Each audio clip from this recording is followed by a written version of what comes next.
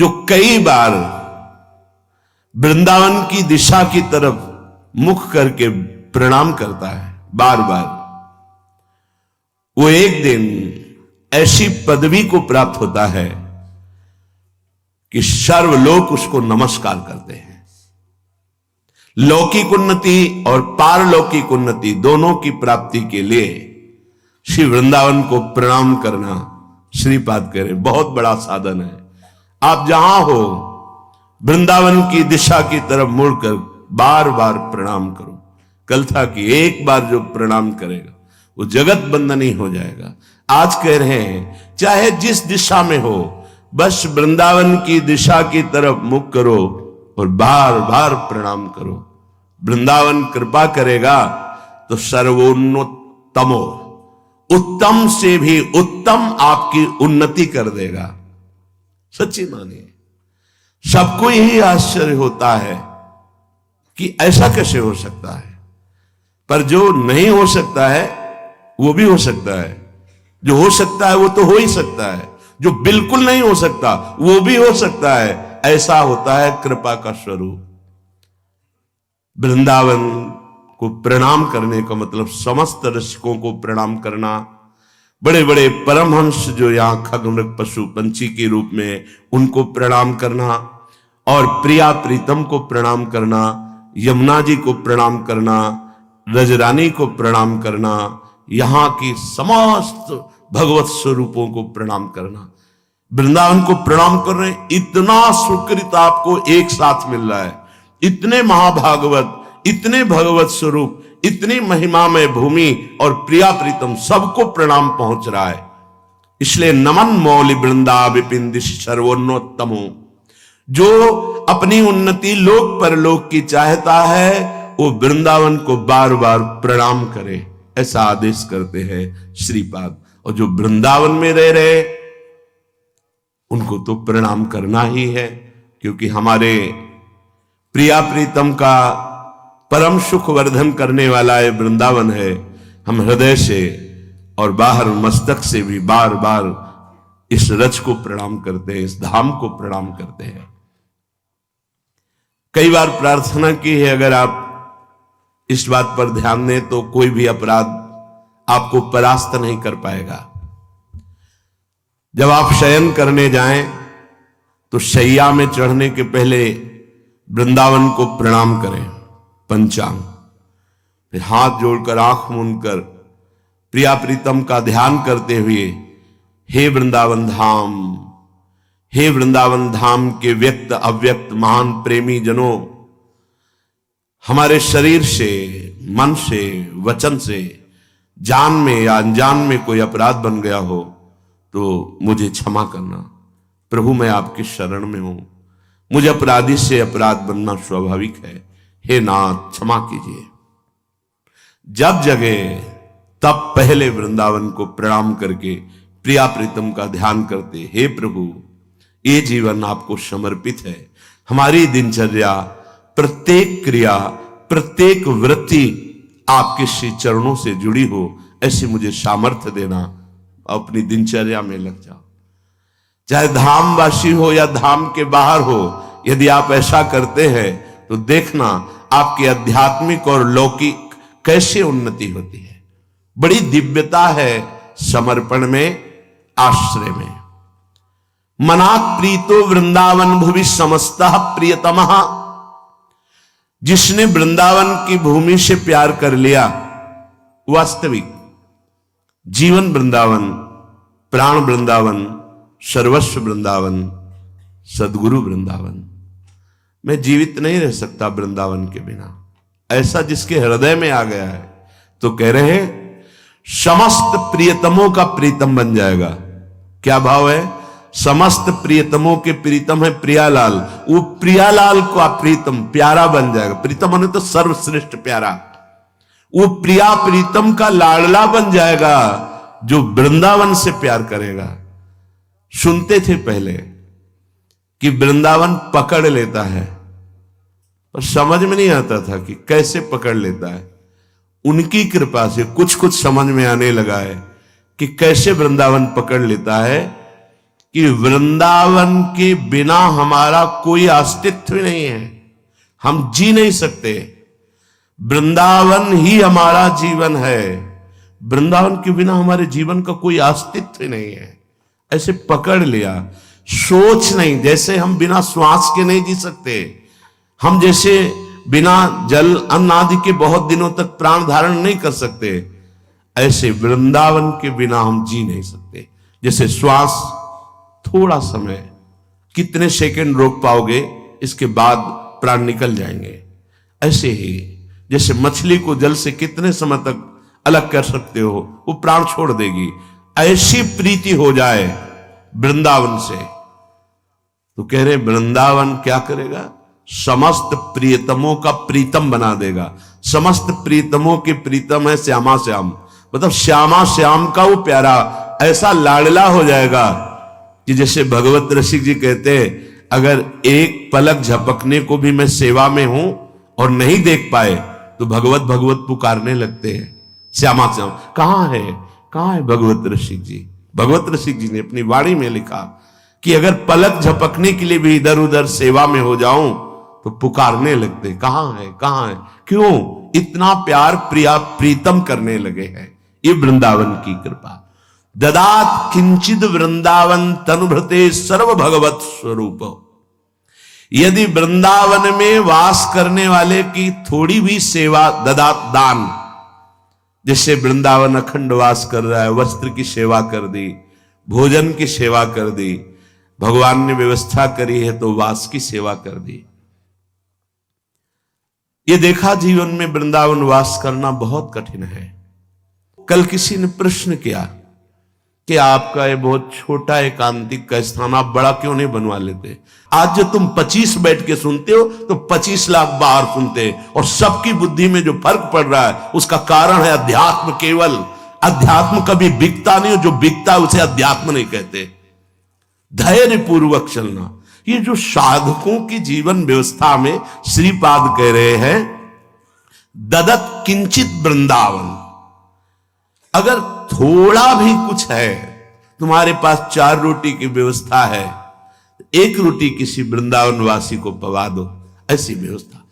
अगर आपको व्यवस्था है, सर्दी का समय है, 4 कंबल ले आए किसी ऐसे जो सो रहे फुटपाथ में, जिनके पास ओढ़ने के लिए नहीं, जिनकी व्यवस्था, किसी एक वृंदावन वासी की सेवा हो जाए तो बोले तनुभृते सर्व भगवत विभूतेर भागीशो भवति जगताम तद भृति परा।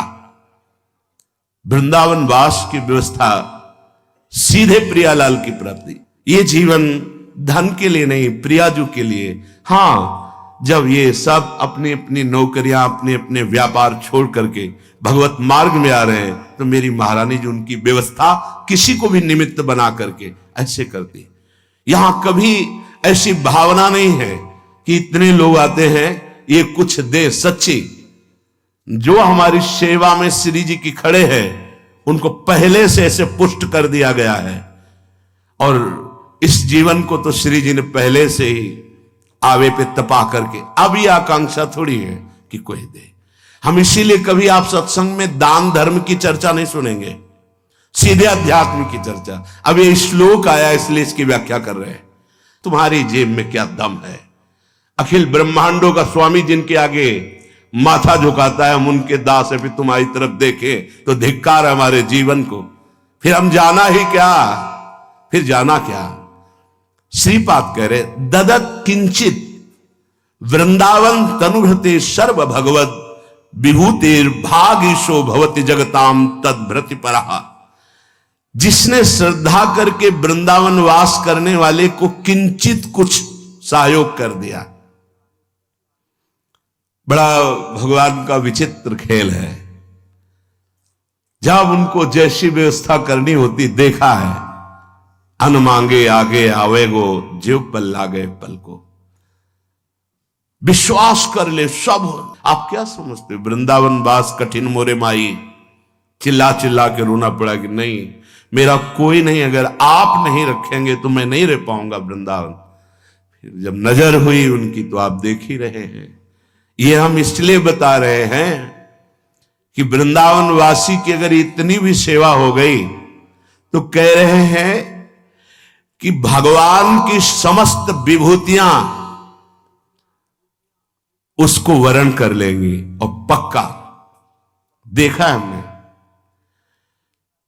ददत किंचित वृंदावन, किंचन मात्र तनुभृते, जिसने अपना जीवन वृंदावन को दे दिया, ऐसे उपासकों की किंचन मात्र सेवा बन जाए तो भगवान की समस्त विभूतियां उसका वर्ण कर लेती। क्या वर्ण कर लेती? वो भगवत प्राप्त हो जाता है। बहुत बहुत दुर्लभ बात, भगवत प्राप्त हो जाता है। ये भगवत प्राप्ति क्यों हुई बिना साधना के उसको? क्योंकि जो साधन कर रहे हैं वृंदावन में प्रिया प्रीतम की प्राप्ति के लिए, तो मोरे मन प्रभुअस्य विश्वासा, राम ते अधिक राम कर दासा। जैसे मां को प्रसन्न करना हो तो बेटे को दुलार करने लगो। कोई मां है अपने बच्चे को ले उसको टॉफी दुलार, तो उसकी करुणा वात्सल्यमयी वृत्ति तत्काल, नहीं भाई साहब आप क्यों ऐसा कर रहे हैं, नहीं बहुत प्यारा बच्चा, वो आपकी तरफ करुणा दृष्टि से देखेगी। भगवान के लाडले हैं ये साधक जन, इनकी छोटी मोटी वृत्तियों को मत देखना। जिन्होंने अपना जीवन समर्पित कर दिया है, तो मेरे प्रभु उनको ऐसे देखते हैं जैसे किसी का इकलौता प्यारा लाडला अधिकारी संपूर्ण वैभव का, ऐसे अपने भक्तों को देखते हैं। जो अपराध भक्त कर करे, राम रोष पावक सो जरे। बिल्कुल सत्य मानना, अगर उनके लाड़िलों को जरा भी आपने दुलार कर दिया तो हरि की सीधे करुणा दृष्टि होती है, जो बड़ी बड़ी साधनाओं से दृष्टि नहीं प्राप्त की जा सकती, वो भगवत प्रेमी महात्माओं की सेवा से दृष्टि प्राप्त होती। गजेंद्र भगवान का भक्त है, उसका उद्धार बाद में हुआ, पहले ग्राह परम पद को पहुंचा, क्योंकि भले वैर भाव से सही उसने चरण पकड़ा था भक्तराज गजेंद्र का। तो पहले सुदर्शन पार्षद ने उनका स्पर्श करके ग्राह को पहले परम पद भेजा, फिर बाद में बचाया गजराज को।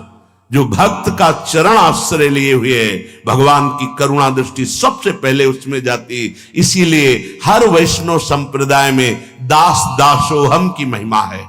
जो भगवान के भक्तों के चरणों की दासता स्वीकार कर ली, वो कैसा भी हो भगवान उसे परम पद देते। अपने भक्तों से भी ज्यादा प्यार अपने भक्तों की भक्ति करने वाले से प्रभु करते।